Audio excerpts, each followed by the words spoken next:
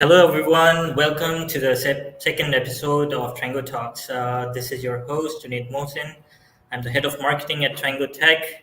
Today, we actually have a very, very special guest with us, someone who's destined to change the face of the tech industry.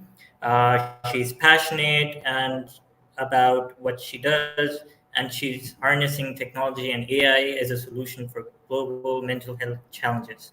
She's the CEO of Melp, Sophie Kirk. Hi, Sophie. How are you? Hello, I'm good, thank you. Thank you for the introduction there. Doing very good, thank you. How are you? Great. So I actually had a big write-up for your introduction, but I had to cut it short so that our audience can actually hear directly from the source. So, Sophie, please share, please share your journey, your experiences, and how you ventured into the world of tech as a healthcare practitioner. Perfect. Yes. Okay. So I'll start from the beginning, but I'll brush through things so it's not too lengthy. So I originally studied traditional Chinese medicine. So I got a Bachelor of Science honours degree in that, and also studied cognitive behavioural Mm-hmm. therapy. I wrote a research dissertation on bipolar disorder, and went into private practice, specialising in mental health challenges. And whilst I was there, I noticed that actually, it takes people many years of pain and suffering to get to the therapist office, usually, okay, as a generalization. And actually, there's a lot that can be done in that time that would avoid it ever spiraling that far out of control. So I became really passionate about prevention. And a lot of the work I do is around prevention. We do provide support services, of course, but prevention is always the driving point in it. And when I say prevention, I don't mean kind of the perfect person who's never had anything wrong emotionally, and then stopping them ever getting anything wrong. I mean, any of those steps in between, feeling slightly anxious or feeling slightly low, and then it spiraling into needing to see a therapist to kind of untwiddle it. So any of those steps in between, I mean, there's lots of places we can put blockers in. And I've written China training programs, education programs around this, and also developed an app, Melp, which is a great platform to gain support, these self-help tools, this mental fitness services that people need. And I do see tech as one of the ways that we'll get this out to people. I'm passionate about using tech for good and driving it forward and harnessing Mm-hmm. the power that it has to provide people with the support that they need, the educations that they need, the simple tools that they need, and moving forward doing that.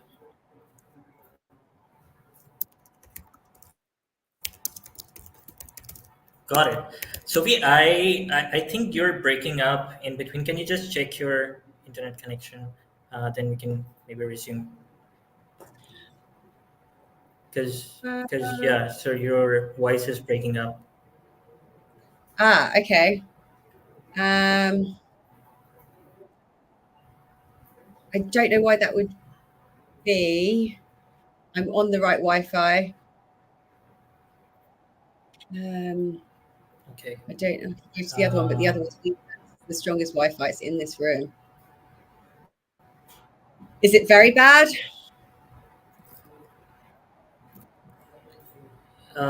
I think it's the same, but let's continue.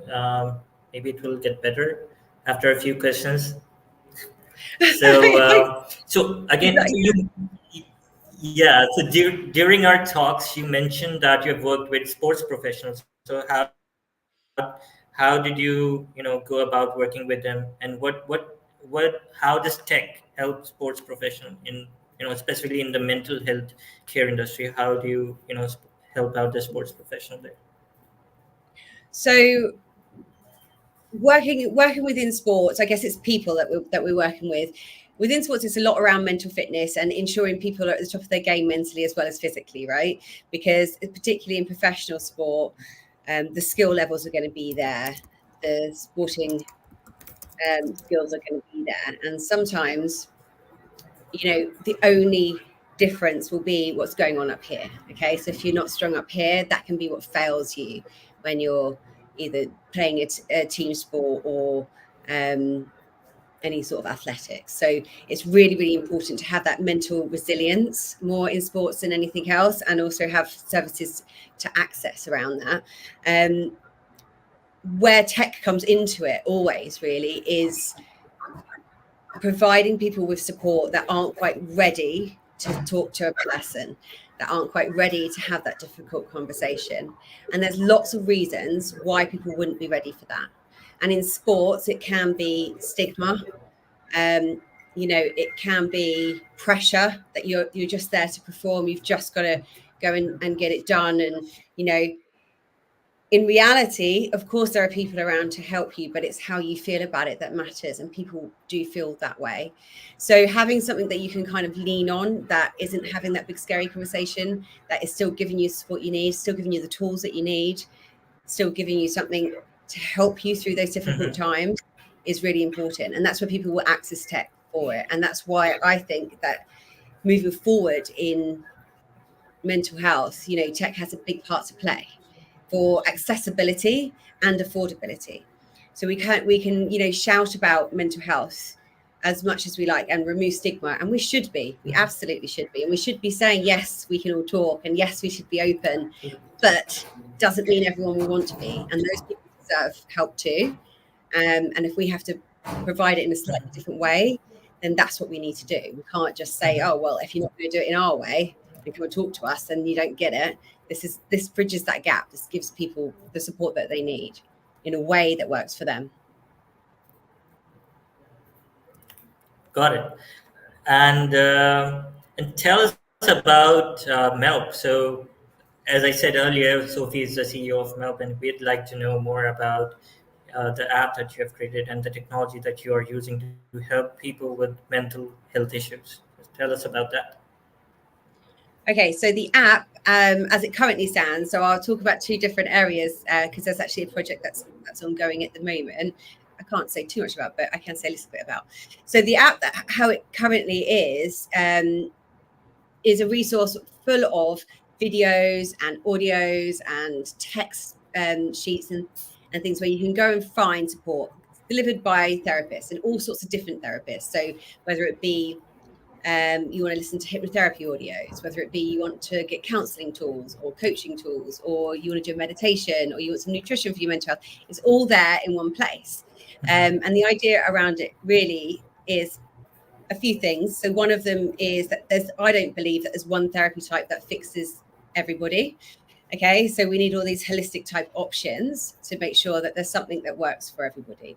Okay, and then the second thing is it gives people the opportunity to kind of, like I say, in a really affordable way, dip in and learn a bit about those different modalities. So rather than going to see a counsellor, a coach and a hypnotherapist, which might end up costing you a fair amount of money, you can try them all online at a really accessible, affordable price, and then work out what works for you. And that might be enough, but then you might then decide to move on to therapy, but in which case you know where you want to go, because you know what you like and what works for you. So it's that kind of explorative options as well, which are really nice.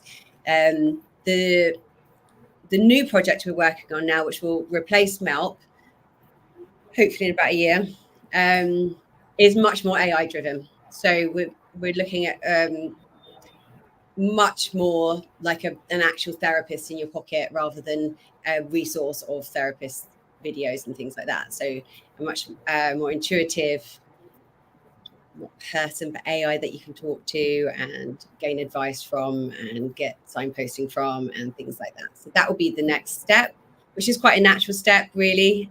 And I don't think there's enough therapists in the world to deal with the challenges we've got. And if we did have enough therapists, I don't know if we've got enough money to pay them all. So although the person-centered approach is always going to be needed, actually we need something else to fill the gap there. Got it. So I was going to ask about AI next, but you have already told me that you guys are going to integrate AI into your product. So that's good to know. You guys are moving with the flow, with the technology that's evolving, right? I would like to bring you back to the sports thing because I used to play sports a lot, right? Okay. And so I got to know that you have partnered with Watford, and so I'd like to ask what resources and support systems are available for athletes struggling with mental health there. So a whole host of things. Primarily, always start with training and education pieces, no matter what we're doing. It's a great baseline for moving forward in any way. The app is a great resource as well because it's anytime, anywhere. Athletes are often traveling or away from home or things like that, and that means it's a great tool for them to access wherever they are, you know, in the world. Other than that, there's support services as well. So a lot of clubs have support services. They will have a psychologist or a sports psychologist, or those people to go to should something terrible be happening. Where we usually pick up the slack is those prevention pieces and those training pieces and Melp. And then the psychologist areas are usually left within in-house. But I mean, Got it.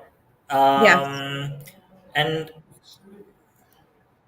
so what other industry other than sports have you worked in, and how is tech shaping that particular industry when it comes to mental health? So in sports, we tend to work in women's sports quite a lot. Really like the women's sports space. It's growing and very exciting to be in, and some brilliant women in it. But historically, have worked actually in most male-led industries. So tech is an industry we've worked in, and also construction. And there, Mm-hmm. the use of tech has been really important because men, being heavy in those industries, are not as keen at reaching out for support as women are. So Mm-hmm. having those support services is essential. I mean, particularly in construction where the suicides are so high. And we know that 40% of men prefer online tools than they do reaching out. Mm-hmm. From our own kind of marketing and statistics we've gathered, we get about a 70-30 split um, in support services, therapy services, like only 30% of men. So doesn't tend to be quite a lot, whereas in tech it's a lot more. So they prefer to reach out in that way. And also 40% of men won't reach out for support unless they are at the point of suicide or self-harm. So that's the point where they're reaching out for support, which is fairly far down the line. So to have tech involved, have an app involved, have online support involved, as in, not online therapy, like self-help tools, things like that, for men earlier on is what's going to make the difference for them, because like it stops them having that difficult conversation when they're not ready. It gives them the tools they need to progress and learn before they reach out and speak to somebody, and stops them spiraling. So that's a really important area for tech and online tools with mental health. And it's nice to think that we can just say, why don't you just talk to somebody, but it's not that simple sometimes. Okay, so we have to take it seriously. And I think there's a lot of negativity around tech and health as well, but particularly mental health. But there shouldn't be, because actually it does fill those gaps. And where else have we've also worked with schools as well. So teenagers is another area where we work a lot. And again, they're not that open and keen to talk always. The mental health Got it. services I know in the UK are overrun as well. So how are we supporting all these young people when we have no services to support them with? So again, that's where something like online tools, apps, and things come in, and also education programs and training programs come in to prevention over cure. The cure method isn't actually working. Mental health has got worse and worse year on year for about 15 years now. And all that time we've been using this cure method, and I think it's been proven not to work over and over again. So we need to start implementing change into the industry. Yeah, there actually tech is changing how industries are operating, right? And the mental health industry, that's also changing with tech. And you guys are, at the top of this change. You guys are bringing about this change, right? And so this is an unrelated question. I just wanted to ask that the suicide rates around the globe, they're increasing at a high rate. So I wanted to know how your technology, how tech can reduce that, and how AI specifically can play a part in that. Oh goodness, that's a big question, because I guess many ways, many ways, and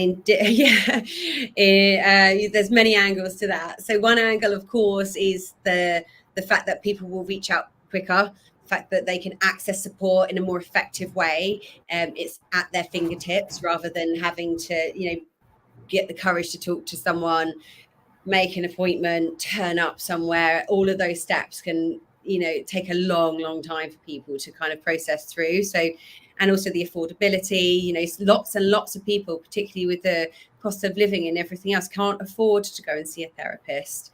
So making it accessible in that way will just mean that people will get help. And to do with suicide, I mean, the more people that can access support in any way, and in any shape or form, when they're feeling like that, means that there'll be more chance that they'll be able to get through, okay, without doing something they don't want to do, or we don't want them to do.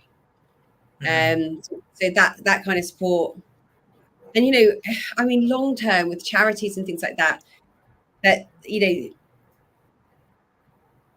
having volunteers and things to answer phones, or having text chat and things like that can be automated, means that more people are going to get support quicker. Basically, they're just going to get support quicker, and I don't think people at that point are going to be concerned whether it's an intelligent AI or whether it's if it's a person. If you can't tell the difference, if it's that good, and of course considering all of the things around that, but sometime in the future, if that was to happen, it just might mean that people aren't waiting 30 minutes for a volunteer to answer the phone because they're on the phone to the other 50 people.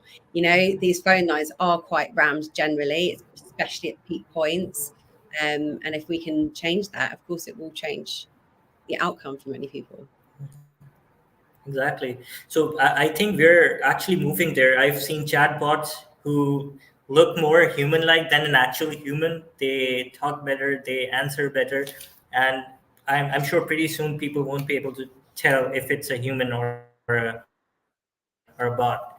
And yeah, so the first responders, they are the ones who will be at the forefront to stop any suicide or bring the rate down and everything. So I think that tech is going to change the landscape here, definitely. Then let's move on to, how do you think that, are there any bad implications of AI in healthcare? We have been talking about the good stuff, right? Let's come to the bad stuff. Do you think there are any bad implications of implementing AI in mental health? So of course, yeah, right. There's always the good side and the bad side. There's lots of things to navigate as we kind of move into this new way of doing things, and there's kind of the ethics around things as well, and there's always the GDPRs and keeping things safe and secure, and how do we navigate that, and the set of rules for certain organizations that have to be considered. There's also the room for error that has to be considered. And I know at the moment, I think there is a little bit too much room for error in AI to fully implement something like this currently. We're working on it.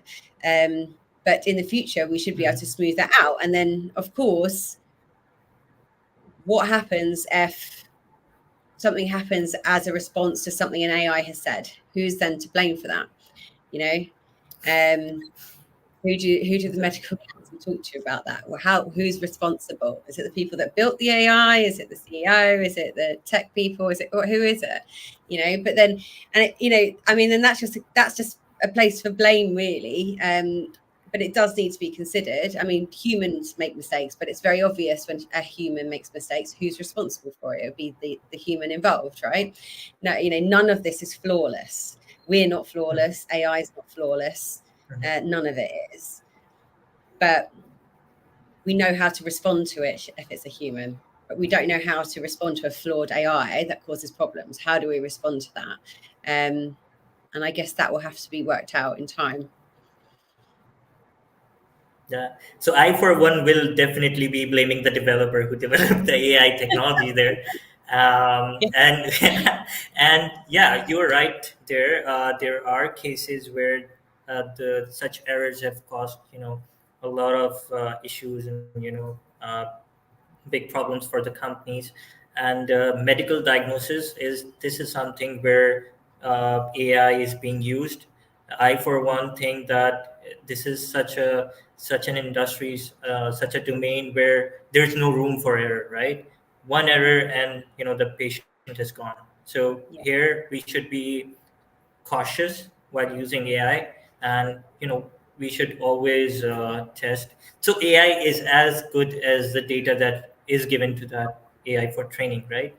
If there Mm. are any errors in the data, then your AI will mess up, right? So again, thank you so much for sharing this. What advice will you give to people in general regarding mental health? So you were a mental health practitioner back in the days, right? Still are actually. So what Yeah, advice will you give to young professionals and people out there? general people. So be proactive. Don't wait until a huge problem comes your way and then not know what to do about it. I always think the worst thing is if you have a huge problem and you don't know what to do and you're stuck. And that can spiral very quickly. So be proactive, learn about your mental health, understand your emotions, don't be afraid of them. Be comfortable being uncomfortable is really important, because for a large part of your life you're not going to be that comfortable with how you feel. And look at it as they're just little guides. Okay, so uncomfortable emotions really are just your body's way of telling you, your mind's way of telling you there's something not right. So if you're anxious about an exam, that's normal, right? You know why you're anxious, because it's the exam. That's okay. That's a normal response, right? And it's the same with most things. You have to kind of try and work out what it is. Yeah. So always have a think. Don't just think there's something wrong with me. I really don't like young people particularly. They think there's something wrong with them because they feel X, Y, Z. Quite often, it's like there's nothing wrong with you. We just need to work out what's going on that's creating these feelings for you. And that's all it is. And it's like kind of be proactive about that, learn about yourself, and learn coping tools as well. Because then when the big things come up, and they will, because we all know life's not linear. Life is like up and down and sideways swipes and all the rest of it, right? So you need to learn how to be ready for those moments. So when they come, you've got it. Okay, doesn't mean it's going to be easy, but you got it. That's I think, yeah. Got it.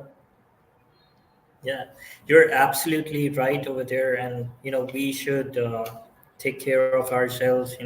And one more thing, I was just curious: do you use any apps for mental health care? Just wanted to know from the experts if she's using any. Do I use any? Do I use any for mental health care? Um, I I do use apps for like growth and development. Yes, absolutely, I do. I chop and change what I use quite often, which I guess people do, and you should as well. Like just because you use one thing for a year or so, you might then change and need to develop in a different way. So at the moment, I'll give them a shameless ad here. I'm using the Mind Valley app, which I really quite like at the moment, mainly for some meditations and stuff. But I quite like that at the moment. Yeah, but yes, I do. Got it. I do practice what I preach. Yeah, we should all practice what we preach, right? That's the doctor's code as well, right? Every doctor Yeah, should practice yeah, they what they should. preach. So I would hate to cut this short, but we are actually running out of time, and we have to move towards a question and answer session. And I see that we have already got a few questions listed here. So let's start from the very first. So a LinkedIn user has just asked us is he wants to know what inspired you to merge your background in acupuncture and cognitive behavioral therapy with technology to address mental health challenges. So Okay. quite a yeah. So he Okay. must have gone through your profile and he wants to know. Yes. So the original combination was, yeah. So I studied Chinese medicine and acupuncture. I wanted to study cognitive behavioral therapy to marry the Eastern and Western approaches, and that's where the holistic element of everything that we do kind of started, because everything we do is really holistic. And then I kind of put it together with technology as a result of COVID, actually. And so what happened was through COVID, the COVID hit, everyone stopped for a minute, and we thought, I had a clinic at the time, so I had a clinic with some therapists in, and I kind of got them together and said, look, let's put some stuff online. We'll do some live sessions for people online, like groups, and put it out there like that. The feedback we got from that is that people didn't want it live as such on a schedule. They wanted to access it whenever they wanted. So I thought, fine, we shall make videos of it all. And Mhm. so that's what we've done. We made loads and loads of videos, got hundreds of videos, and that's kept me busy through lockdown. And we put it on. I was going to put it on online, and I said, no, do you know what? Why don't we just put it all on an app instead? And that was the start of it, really. And I know a lot of apps came out of COVID, but particularly mental health pre-COVID wasn't really in the tech era so much, really. It was very face to face always, and I think a lot is still face to face, but there's much more of a blend now. So yeah, I'm really glad that it did happen, because it's opened my eyes to like a whole different route for the business to go down, which I'm really excited about. So Good to know. We have another question from Mohsin Pervez on LinkedIn. He says, "Does esports have more harsh effects on mental health as compared to physical sports?" Yeah, I'd like to know that as well. wow, that's a good question. I don't do much in esports. So it's not something I've come across before. I know esports is a massive thing, but it's not an industry I'm massively working at the moment. So I'm not sure I would know a definite to answer that question. But I would think there's still a fair amount of challenges within that area.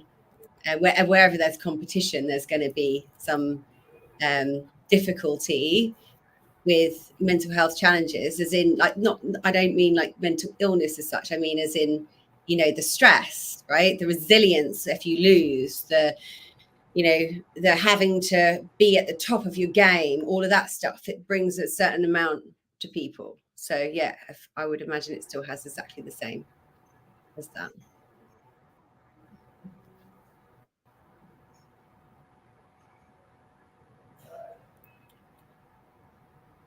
Got it.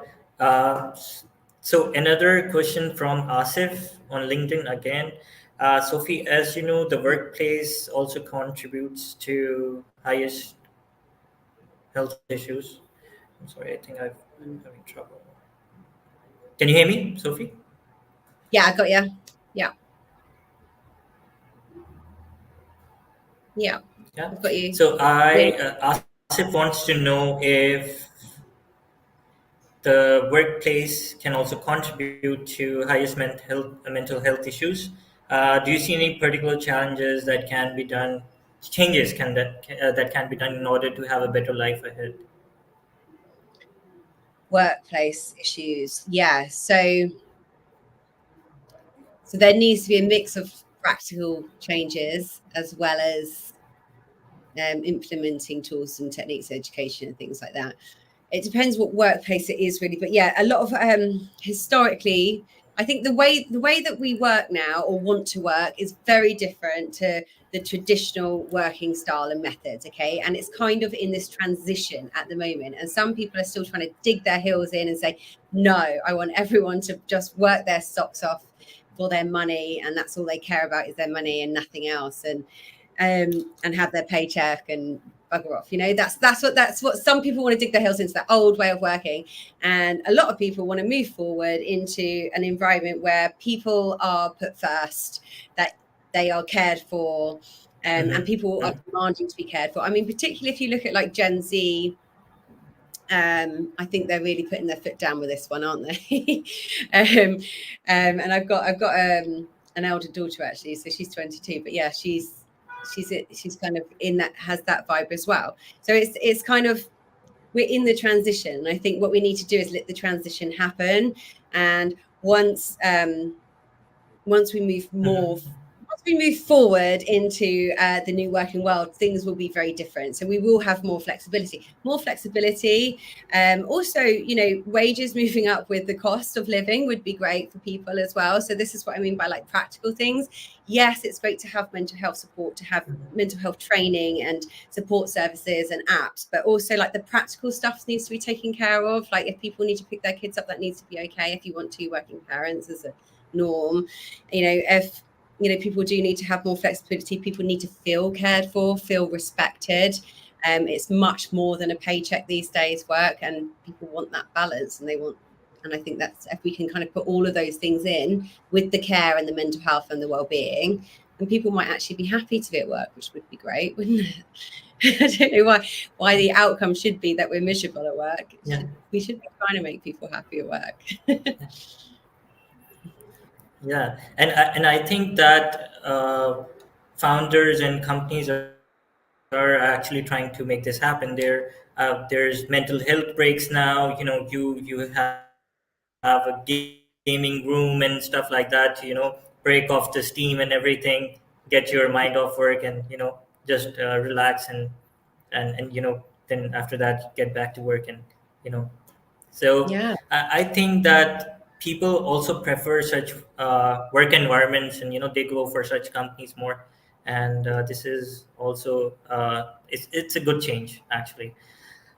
We have another question from Nabil.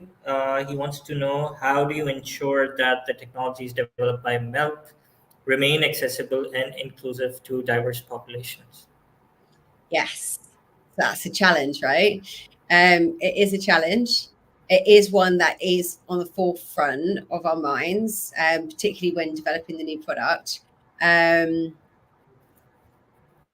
we want to make it as diverse as possible, in as many languages as possible, and have as many options available for people to gain the support in whichever way they want. So, for example, it is, you can communicate in any way you want, as in you can voice note, you can text, you can talk. How do you want to communicate? We already do like a lot of audio blogs and things like that if people aren't so good with the reading. Like, I'm not a massive reader. I have to sometimes for study, but other than not for joy. So, I'm always really aware of that. But yeah, it's something that takes a lot of consideration. That's how we're going to ensure that it is. And we probably won't get it perfect, but we're going to get it as near on perfect as we possibly can. Because, the idea is that it works for everybody. And the holistic element as well works in with that as well. And so everything we've always done has been completely holistic. And that is the reason, to try and help as many people as possible. I hate the thought that people think, because counselling didn't work for them, they're stuffed. That's not very nice. But if that's all people have to have available to them, they might think that, when actually there's so much other things that you can try, and it's just about finding what's right for you. So I think that kind of does go through everything we've always been about, and we'll continue to develop on that as well.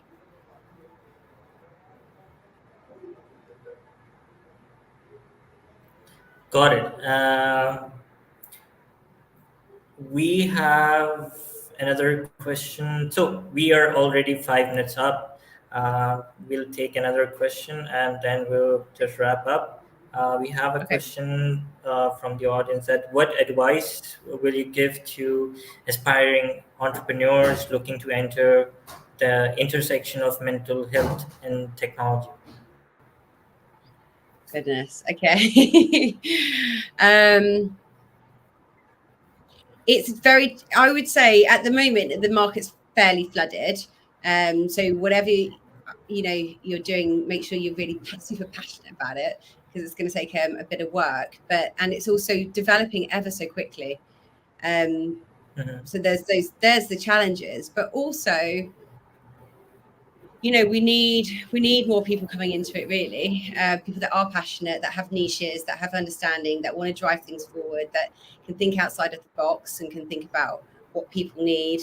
It's going to be really important. I focus a lot on prevention, like I've said, and a lot on just getting people on the right track and those areas. And the standard, I'm feeling anxious, I'm feeling stressed, those are the areas I kind of specialize in. But there's people out there building tech specifically for ADHD or specifically for bipolar or specific, so we need those niches around as well. And I think I would just say get it really clear what you're doing, what you want to do, what problem you want to solve.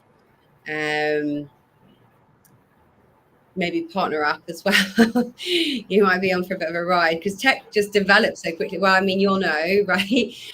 Tech develops so quickly that it's a constant change. I think when I first developed the Melp app, I didn't have that consideration because, like I say, it just kind of happened, and we were like, okay, we'll just do this, and then it's like, oh no, but now apps look like this, so we've got to change it like this now, and now they have this, and this. There is like a constant development then, and it's always thinking to the future and what's coming next, and how can we help people more, and yeah. So as long as you're up for that constant development, which I absolutely love, Yep. um, yeah, I really love because I just like that constant change. But yeah, that would be my advice. Just be prepared for that. Yeah. So you always have to be on your toes, right? When it comes to technology, it's like you Yeah. said, it's constantly evolving, it's constantly changing. So you have to be on your toes, and you have to take on the next big thing that's coming your way. For instance, the AI is the talk of the town these days, so everyone wants to get into AI, but you have to be sure that if that is your thing, right? You can't just go with the flow, or if everyone is doing that, you should be doing that too. You shouldn't be like that, right? There should be an application to AI and other stuff that you want, right? Yeah. So Yeah. I think that's about it. We're 8 minutes, 9 minutes over. Actually, it was a very good session with you, Sophie. It was the first for me, and I really enjoyed it. And I've learned a lot of things in the session of ours, in this session of ours, and I hope that our viewers also got to learn new things. And we will return in a few days with another episode of Trango Talks. Thank you so much for your time, Sophie. It was a pleasure talking to you. Thank you very much for having Um, me. See you next time. Yes. See you soon. Take care.